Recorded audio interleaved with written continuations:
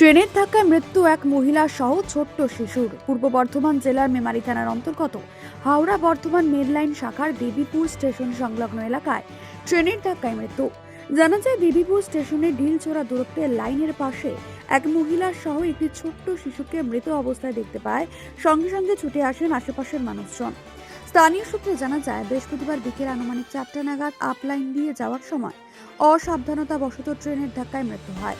খবর দেওয়া হয় রেলের কর্তব্যরত আধিকারিককে। কি হয়েছে, ওই 25-30 বছর এক ভদ্র মহিলা সঙ্গে একটা এক বছর 2-3 মাস 1.5 বছর হবে বাচ্চা লাইন দিয়ে যাচ্ছিল। 3:50 নাগাদ অ্যাক্সিডেন্ট হয়েছে। কোথায় এটা মানে কোথায় ঘটেছে? এটা বর্ধমান মানে দেবীপুর বর্ধমান লাইনের দিকে আপ লাইনে। আপ লাইনে হয়েছে। হ্যাঁ, আর সঙ্গে বাচ্চা ছিল? সঙ্গে একটা 1.5 বছরের বাচ্চা ছিল, মেয়ে ছিল। আর নাম ঠিকানা বা কিছু এরকম কিছু পাওয়া না, গেছে? এখনো নাম ঠিকানা কিছু পাওয়া যায়নি, মানে নির্দিষ্ট কোনো পরিচয় পাওয়া যায়নি। প্রশাসনের তরফ থেকে লোক এসছে? প্রশাসন তরফে জিআরপি স্টাফ, আরপিএফ স্টাফ সবাই এসছে। তারা নমুনা সংগ্রহ করে, সব কিছু সংগ্রহ করে তারা দেহ নিয়ে যাচ্ছে? দেহ নিয়ে চলে যাচ্ছে। আপনার নাম? আমার নাম পীযূষ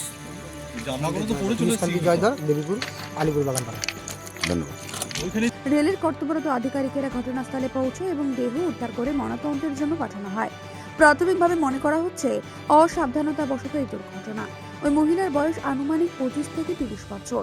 নাম পরিচয় এখনো পর্যন্ত জানা যায়নি এবং ওই মহিলার সাথে একটি বাচ্চা ছিল, সেটি শিশু কন্যা।